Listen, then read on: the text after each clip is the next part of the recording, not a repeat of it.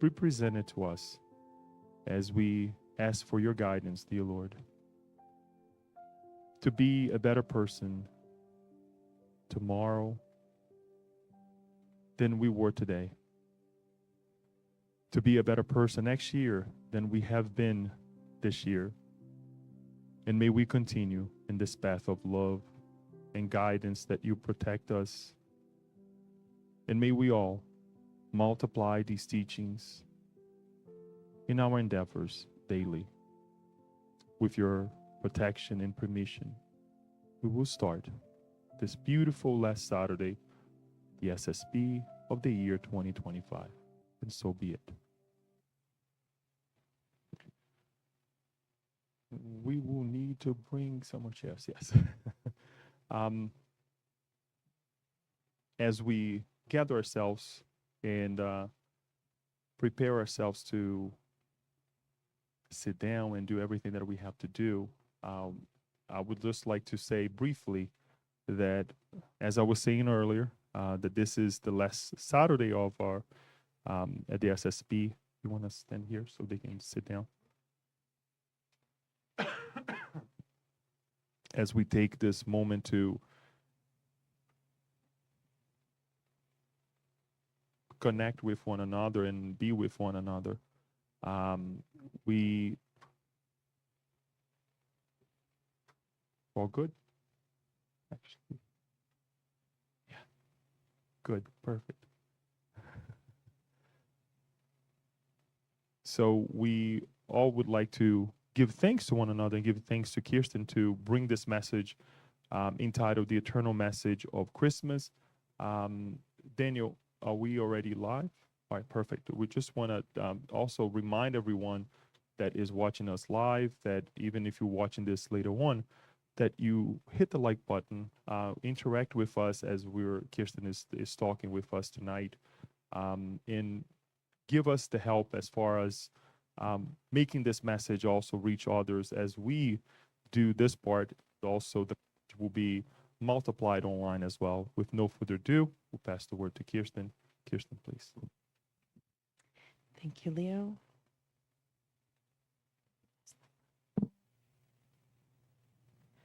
Good evening, afternoon, good morning. I apologize for my voice ahead of time. And if I cough, I also apologize for that, coming down off a cold. And I know for sure. So for those of you who are online, you obviously cannot see the physical space that we are in. We are packed. Literally, we don't have seats. We're trying to get some real quick. And this makes me think of a time when, who knows who Chico Xavier is? Raise your hand. Oh, okay, wonderful. It reminds me of a time of Chico, and he had a meeting, and if you may not know, some of you may, some of you may not, where he had his meetings was generally a very humble, like house location. So the one particular day, the house, there was people like hanging out of windows. It was so packed, like sardines.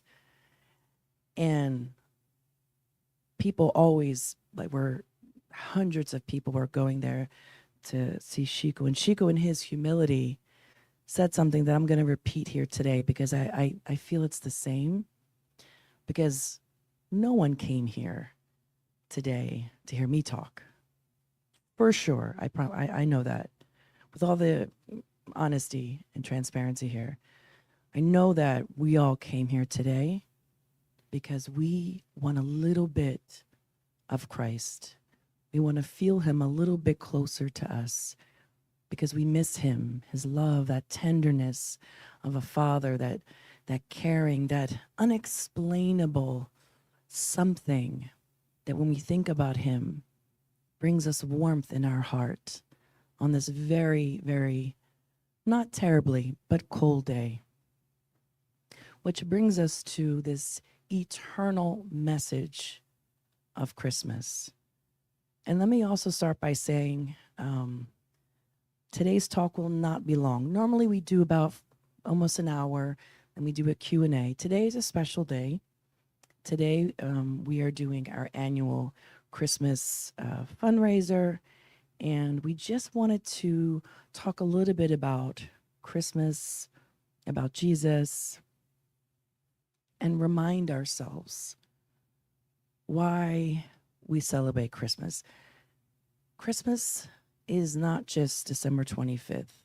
As a matter of fact, historians don't even agree that Jesus was actually born on the 25th. Many historians actually believe that he was born either sometime in March and April. So you can noodle on that for a minute. So it's not about the day.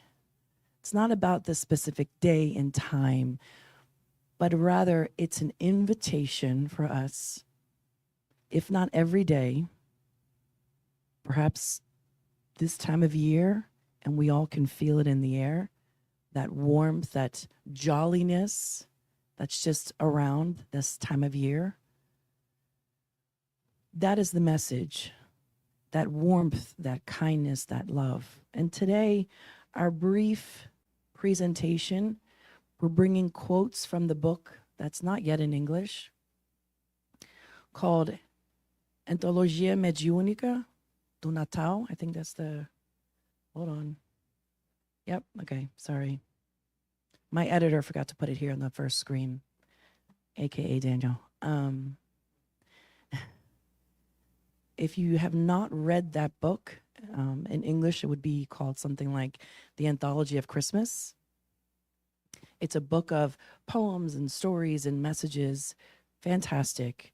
And nowadays with AI, you literally can take, not that I'm saying you should do this, but you could, and some of us may have done that today, and throw it into AI and it translates for you perfectly normally. So today we're going to talk a little bit about the Spiritist view and vision of Christmas. It's a reminder that it moves us beyond the cradle to focus on the life and the message of Jesus, because he is, after all, from a Spiritist perspective, he is our model and guide. He truly is such a remarkable individual that within history, within society, we mark our calendar before and after Christ. That says something. That's how impactful he was as a soul, right? Thank you in the back. Right. Absolutely. And the vision we have for Christmas, we hope, the hope is beyond gathering with family and loved ones, which is always a beautiful thing, that we take this as an invitation to invite Christ into our lives. And what does that look like? What could that look like for you if you invite Christ into your world? And we don't mean in a religious way, in an outward appearance kind of way, but inside of yourself. What does that look like? I want you to answer that for yourself, what it may look like. It's a rhetorical question. What would that look like?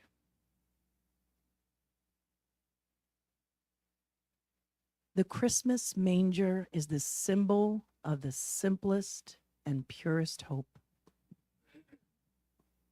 In it, the divine master emerges, not in the palaces of pride, but in a humble stable of hearts willing to renew themselves.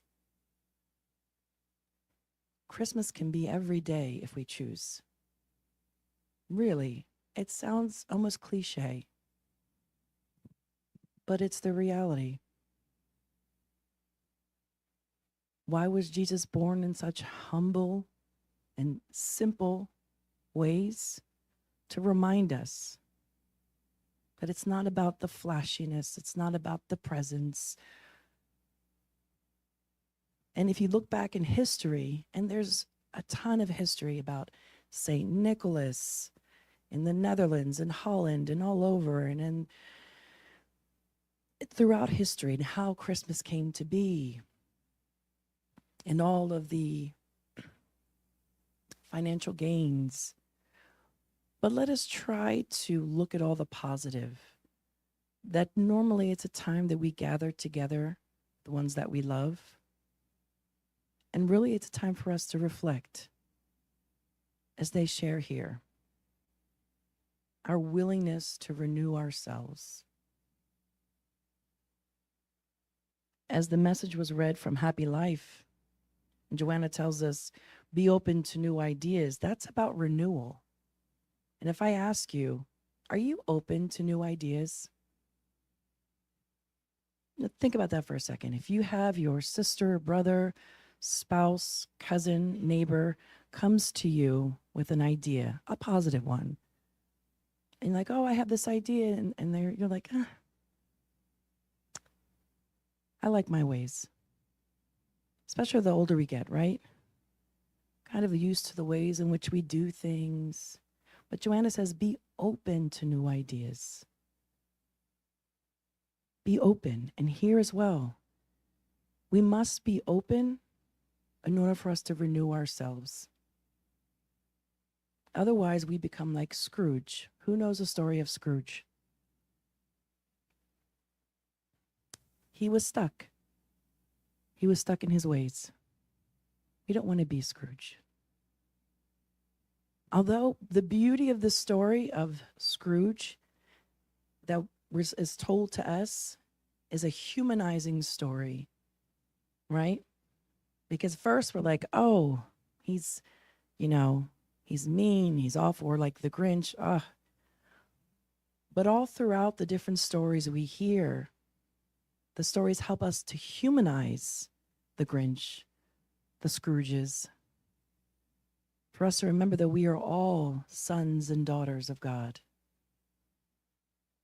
And we all just need an opportunity to renew ourselves. And we can take it. And we can make that decision for ourselves. And it is about a rebirth in our hearts. It truly is about a rebirth. If you haven't thought about it today, think about it, or at all this year. Think about it now, especially now as we go into a new year. Think about this inner nativity. There's something to be said about the humility of the nativity scene, of the manger, of just the most simplest was born, and he was the greatest. It's hard to fathom sometimes.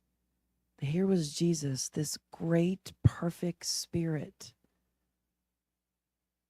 the Christ of this earth, came and made that decision to be born on this earth.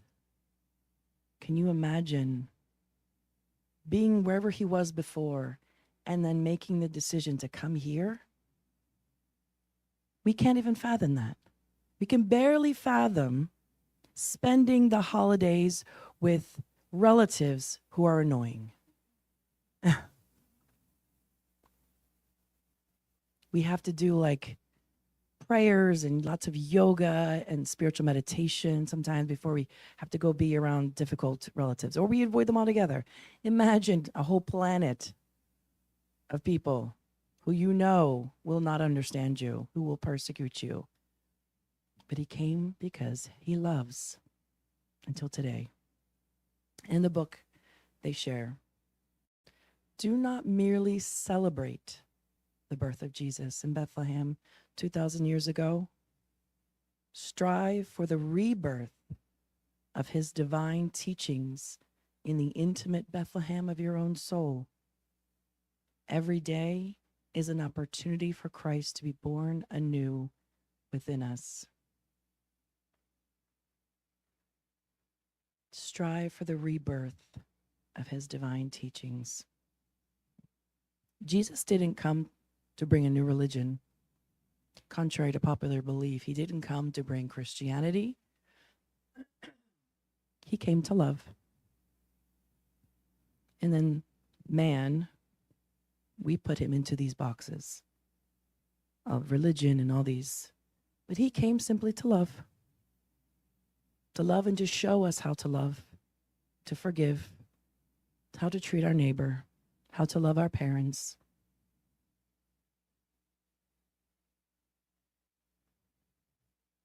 So it's an invitation again to not merely celebrate his birth, but celebrate his life by honoring all his teachings. And from the manger to the world, Christmas as active charity. You're so used to, especially this time of year, doing charity work, which is fantastic, and we should. But let us not forget throughout the year. And there is so much charity that needs to be done that does not involve any monetary funds whatsoever. There are lots who need hats, coats, socks, things that we've collected recently. But there are a plethora of beings in this world that are suffering from moral misery. So when we think of Jesus being born in the manger and what Christmas means to us, let us ask also how we can serve, how we can live our best life. And by the way, there is this thing where we talk about, I want to live my best life, YOLO, which I don't even know this thing. I don't think they say YOLO anymore. These kids these days, there's like 6, 7, I can't keep up anymore. There's so many new sayings. But the point is to live a life of purpose, to live a life where we are giving more than we are taking. It's truly fulfilling. Science research has proven that people that are givers, people that volunteer, that are charitable, are healthier, are happier people. There's a reason why Spiritism talks about this. And the best way to glorify. The best way to glorify the Christmas of the Lord is through the practice of good. The most beautiful hymn to the Nativity is the service to those who suffer, the word of comfort to the afflicted, and the patient understanding offered to those who err. The best way to glorify Christmas of the Lord, so the practice of good. We were at Walmart today, and there too was packed like sardines. Like, I've never seen so many people in one store location. Insane. And what happens when we put a bunch of human beings all together? Chaos. So I was praying. We were praying, oh God, please don't let, you see these videos on YouTube Shorts and people going crazy, fighting at Christmas time over who's getting the less Panettone. So I was praying because I was in this really long line and everybody looked really tired. And I was sitting there praying like, oh, please, God, let nothing bad happen. And someone bumped into somebody else and I was like, oh no, here we go. But then I saw everybody was so nice. I thought, oh my God, that's so wonderful. I forgot people can be nice. They don't show that a lot online. People were so kind. It's like, oh no, you only have one thing. Go right ahead, go in front of me. 9 a.m. on a Saturday morning at Walmart, all your mothers and grandfathers are going there. And there was a bunch of young kids there, and I thought, oh no, this isn't going to be good. I was so happily surprised. These young kids were letting them go in front of them. Go ahead, go ahead. I mean, it was so much love in the air. I thought, how wonderful is this? It was really something to be seen. It was simple. It was nothing extravagant. Nobody made some huge gesture. It was small. It'll be forgotten about by tomorrow. But it was just that little bit of practicing goodness. We all could just do that all the time. There is something to be said about this time of year. The vibration in the world is different. We know that. The spirits tell us that. Because everyone, not everyone, let me go back, a lot of people are thinking about God and Jesus and love, and because it's this time of year. So that changes the psychosphere. So there is more love in the air, as they say. There is. This is a time in the year where the good spirits will use these opportunities to help those who need assistance. Imagine if we could be like this every day. So many more people can be helped. So let us think about this today, tomorrow, in 5 days from now, when old St. Nick comes down the chimney and leaves gifts. Let's think about how we can glorify the Christmas of the Lord by practicing good. All the good, and the Spirit's book tells us, reminds us, we are responsible to do all the good that is within our power to do. It sounds simple, but that's a lot. Because then you have to ask yourself, well, you have to analyze, well, what good can I do? I'm not rich, I don't have a lot of money, but there's lots of things we could do. Letting someone go in front of you at the grocery line. Letting someone, and Maryland is notorious, no one uses turn signals. It's a thing in Maryland. Well, I'm originally from Pennsylvania, so that's what we think of Marylanders. I don't know why. But let people go in front of you, even if they don't put the signal on, you know? Instead of, you know, the hand gesture that you should do is, God bless you, brother. That's the hand gesture we should do, not another one. So, it's the little things. The little things. And our words have power.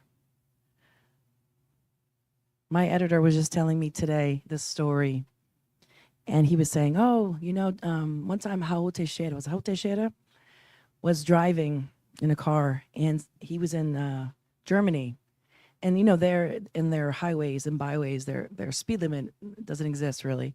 You can go like 70 to 100 miles an hour. So there was like a sports car that zoomed by him. He was like, whoa, this dude's going to end up on top of a tree. 5 minutes later, he's driving down the road, that same car. There were 3 witnesses in with Raul, all saw the car on top of a tree. And they said, my God, Raul, your mouth, huh? Our words have power. I'm not saying that Raul caused that. I mean, circumstances what they are. Guy's doing like 200 miles an hour, sports car, it's windy. You do the math. But let us wish people well. Even if they're not sending us good hand gestures, let's wish them well anyway. It's the patient understanding offered to those who do wrong. So, friends, this is our ask for today. Allow the nativity, allow Jesus, allow that higher purpose, that love, that joy to be reborn inside of you. Allow this to be a moment of rebirth. So with that in mind, we're going to close. And we're going to not do our passes today. We're going to have a short visualization and the last thoughts today. That may this Christmas not be just another passing date on the calendar, but a sacred opportunity to rekindle your light of faith, strengthen your resolve for self-improvement, and widen the circle of our love. Let us make every day a Christmas of the heart. With that, friends, we're going to ask Jeanette to get the light. We're going to do a short visualization / prayer. Again, we will have the spiritual passes. So if you all don't mind joining me in this brief moment of reflection.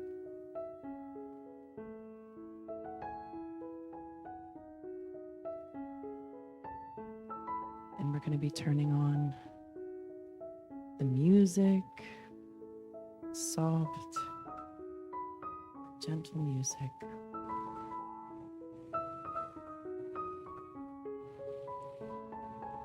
And let us take this moment. I want you to take a deep breath in through your nose and then breathe out through your mouth. So do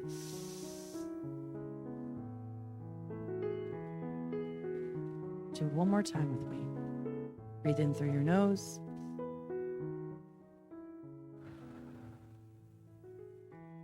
Just regulating our nervous system. Let us be present here in this moment. Let us focus our hearts and our minds on this divine Jesus, our spirit benefactors.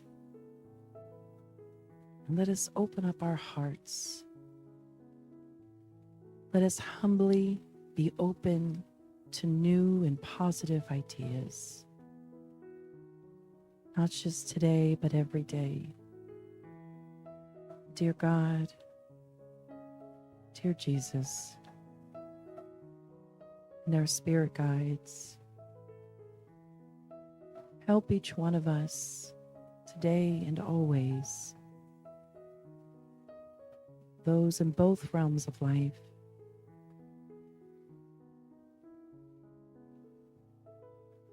to face our journey with humility and courage,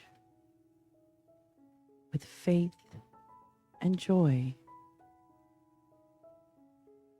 Let us feel these blessings from the great beyond shower over us in this shower of light and love,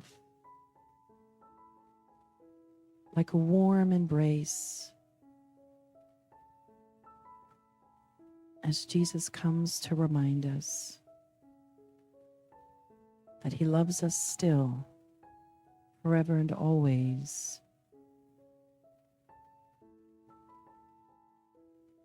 Allow us to feel this love.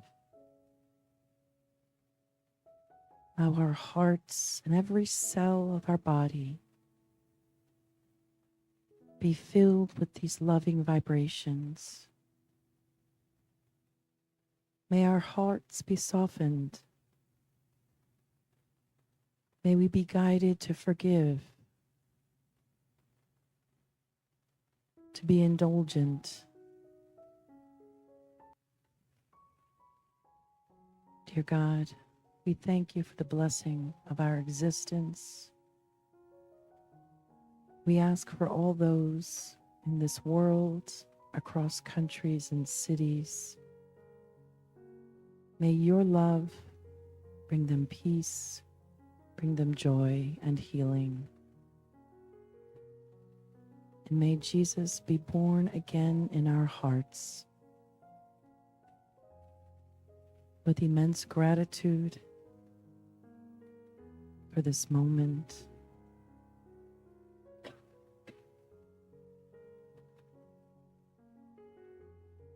may we feel the blessings. We thank you, and so be it. Amen. Let us wait a moment as we receive the blessed water. And let us take this moment as we drink the water, drink it with intention, as this is a moment, a therapeutic moment for each one of us.